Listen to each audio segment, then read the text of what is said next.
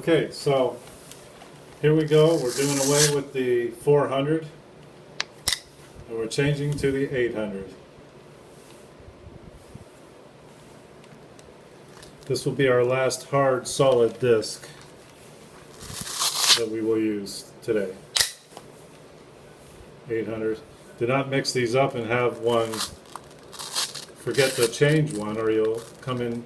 These high grits are okay, but if you had the lower grits and you started mixing them up and forgetting to change one, then you're going to cause yourself problems. And you're not going to get consistency, that's for sure. So here we go. We're going to go ahead and I went another 5 minutes since the last clip and went thoroughly over the whole top, every which way. And I'm still leaving the tape on the backsplash because we're not going to take that off until we're ready to do a wax polish, or there's such a thing as called powder polishes and oxalic acid. There's another thing called 5X. So we're going to go ahead and do this and see how it turns out, and then I'm going to decide if we're going to do a wax or powder or 5X polish. Okay, so we're going to go ahead with the 800. You can start anywhere as long as you have water. So I'm going to do the X. I'm going to do an X just to show you what I mean by the X pattern. We're going crisscross, like 45-degree angle across the stone.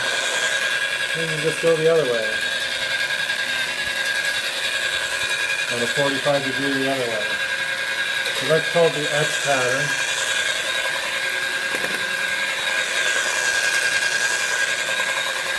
That's just one extra little thing you can do to make it so much better.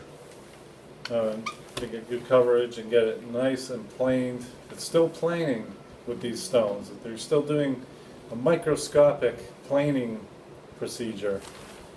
Planing meaning flattening it out.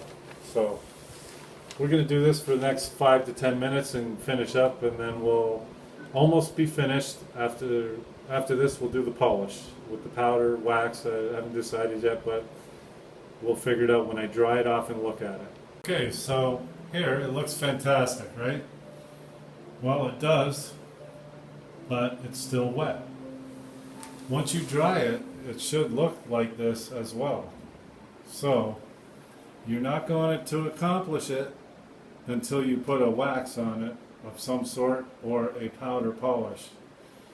So we're going to let it dry, squeegee it off real good, clean it one more time, take that back piece of tape off the backsplash, leave our plastic covering on the cabinetry so we don't get any wax on it, and we're going to do a process with the same machine, and I'm going to see what it looks like when it dries and then decide what I'm going to do with it.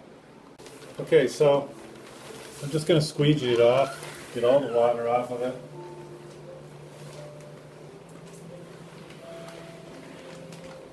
Use my sponge to get the excess slurry, which it's not really slurry at this point, but technically it is. So I have my microfiber cloth and my sponge in hand. I'm just going to get it really cleaned off really good with this squeegee and press real hard and get my slurry off, and then wipe it with the microfibers. Cloth I have right here is a little damp, so I'm just going to get it really clean,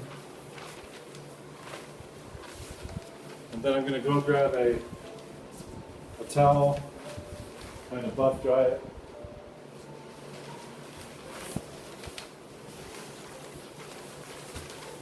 And it should have no more scratches. No more signs of scratches.